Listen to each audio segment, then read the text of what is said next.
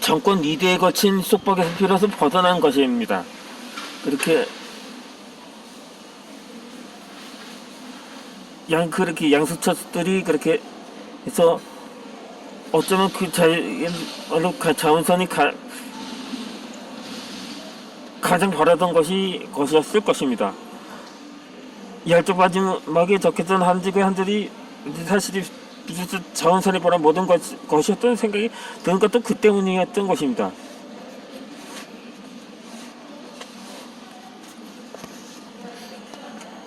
최충원이 그런 소식이 진짜 그렇게 자원선과 상류문을 고향으로 돌려보냈던 거죠. 그렇게 주여정은 고향으로 돌아갔고 자신 쓸 이름에서 차집빛 낙원이나 그렇게 붉은 숲을 속에서 사라질 수는 없었던 거죠. 그래도 함께 손을 잡고 고향으로 돌아갈 수도 있었을 것입니다. 더 이상은 수탈당하지 않은 고향으로 자유로운 양수척들의 폼으로 어쩌면 낭만의 낭만의 무슨 해석이 있었던 그렇게 첫 번째 백정 그렇게 첫 번째 백정은 첫 번째 자원선은 돌아온 것이라고 할 수가 있었던 것입니다.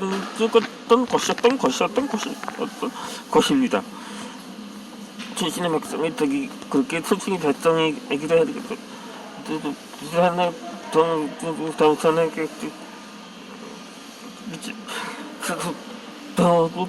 누가 그렇게 그런 것이 그렇게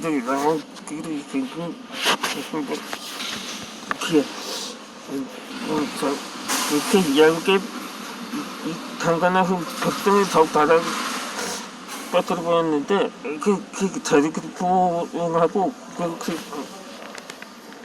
완전히 백성 비었던 것입니다. 참 그렇게 영경을 된다는 건 어디였을까? 나왔다는 이정에서 나오게 하는 또한 마스터즈 위험해서 나오기 때문에 백정이 원하지 않던 흐름은 그렇게 흘러가고 있었던 거죠. 그런데 고려냐 말고 새 왕조가 들어서는 이 차별과 들어오면 더 깊어지고 말게 됩니다. 끝없이 그냥 수탈과 억압의 시작이 되었던 것인 거죠.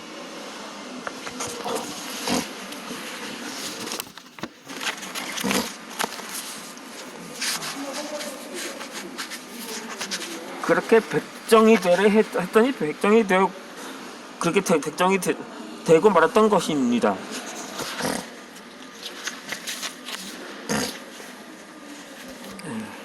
그렇게 새로운 나라인 조선이 세워지면서 그러니까는 새 나라가 세워지면서 그 초특기에는 무엇이든지 다 해보는 의욕이 넘치기 마련입니다. 조선 또는 건국 초기에는 그렇게 전대 왕정이 고려와도 다른 정책들을 이렇게 일단은 내놓으면서 새 바람을 일으키고자 했던 것인 거죠. 이렇게 무엇보다도 가장 기본이 되는 것이 통치 이념이었습니다. 나라의 가치관이 그러니까 요즘 말하면 국교가 불교에서 유교로 변경이 됐고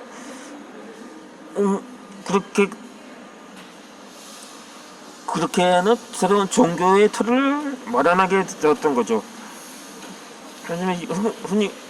하지만 유학은 흔히 유학이라고 불렀던 것은 몸과 마음을 닦는 학문으로서 기존의 불교와도 전혀 다른 가치관을 갖게 된 거죠.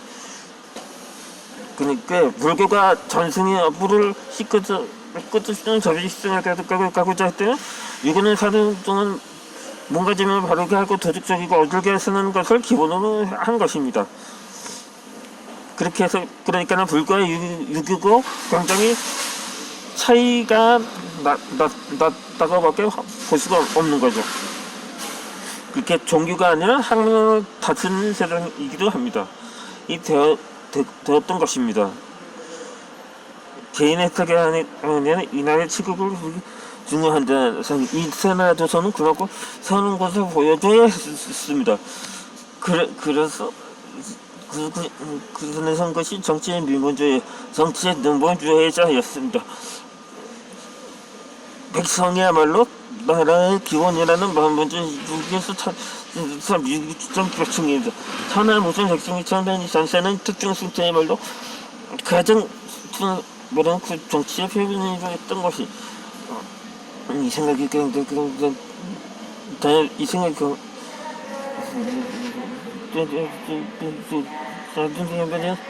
선배도 그렇게 동생이 내가 언제나 동생의 전생을 뜨는 것이다. 그게 조선왕조 세종실록에 기록이 있습니다. 이른바 동사인 주고 그 것이야말로 새로운 나라의 조선과 핵심에 가서했다. 이르게 제자서 조선임금은 수지를 개간하고 양장사업을 동학기술 동기구를 개발을 했었다. 그렇게 함으로써 백성도 잘 먹이고 나라 살림도 튼튼하게 살찌르고 했던 것입니다. 이렇게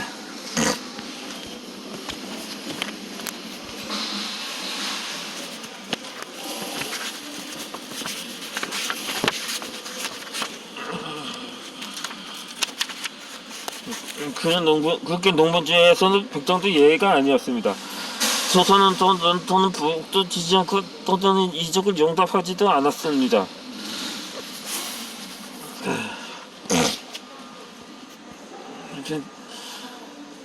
당연히 국가 내에서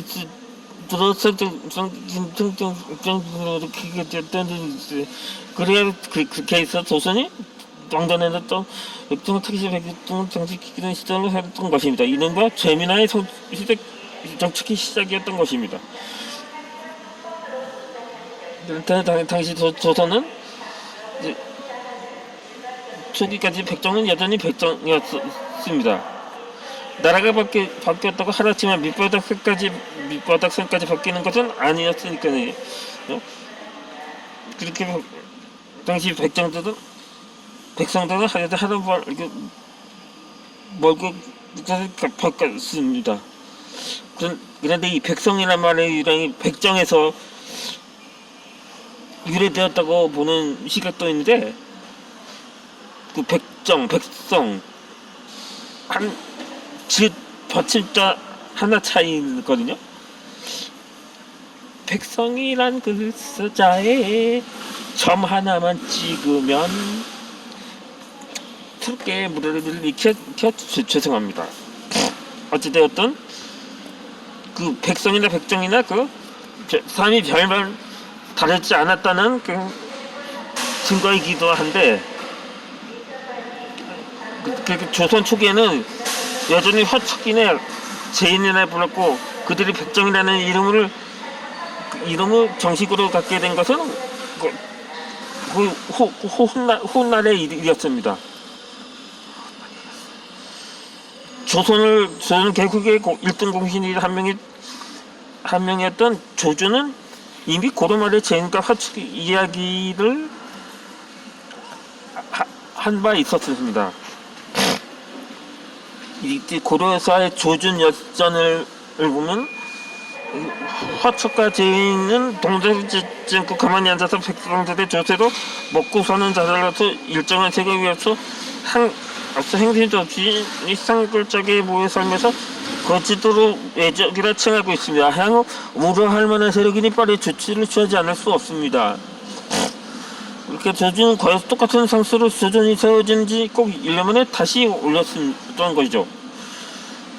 제인과 같은 이곳저곳 떠돌아다니면서 인터넷이 이미 배고픈 수치를 보내내지 못하여 상시 모여서 도적질을 하고 수화말을 도살합니다. 허니 그들이 있는 주군에서는 이들을 호적에 올려 도지 안석시켜 농사를 짓고도 살고 말을 이들 어기는 사람이 있다면 반드시 죄를 주어야 할 것입니다.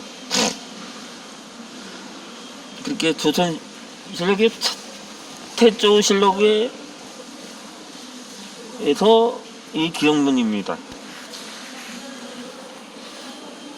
비단 조주뿐 아니라 여러 대신들도 비슷한 상승을 올리는데 내용은 역시 조준의 상수가 크게 다르지 않았습니다. 본디 습성을 버리지 못한 말씀들을 못마땅히 여기기 빨리 복수들을 해결해야 한다고 주장했기 때문인 거죠.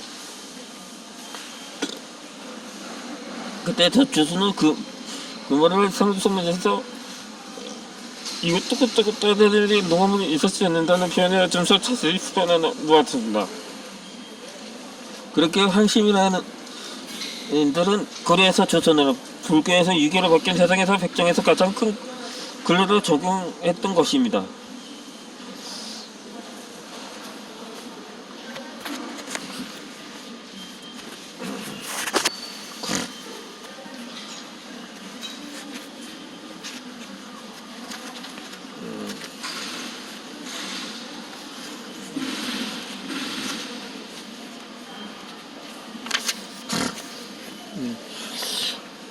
여기서 항상 힘을 쓰지 않는 마음이고 항상 잔잔하고 편안한 마음을 뜻합니다.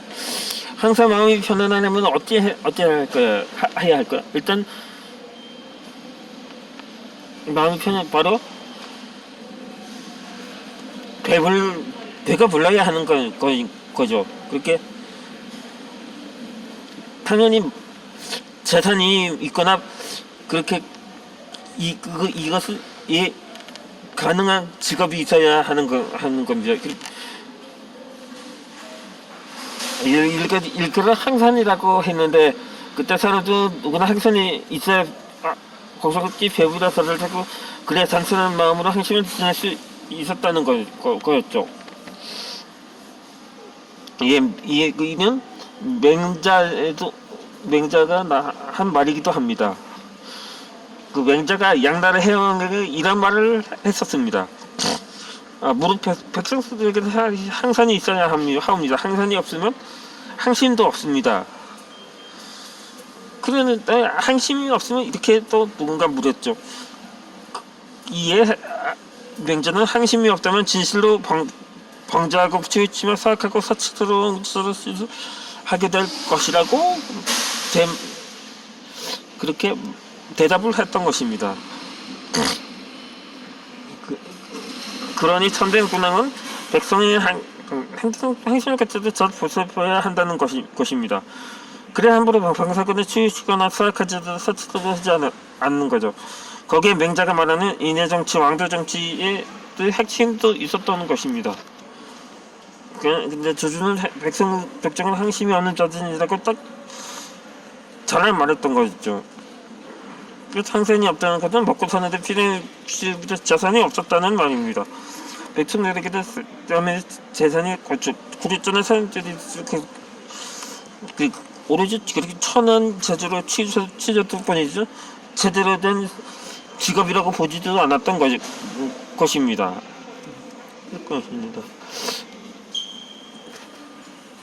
조선에서 가장 중요한 뭐니해도 농업이었습니다. 산업공상이라고 해서 물류를 유충하는 상업주택 밑바닥으로 천한 일로 보았는데 그보다 더 바닥에 놓인 백정의 일이야 더 말해 뭐가 했겠습니까? 항산이 없어 진실로 방사하고 치우치고 사악한 짓을 하게 될 예비 범죄자일 뿐이었습니다.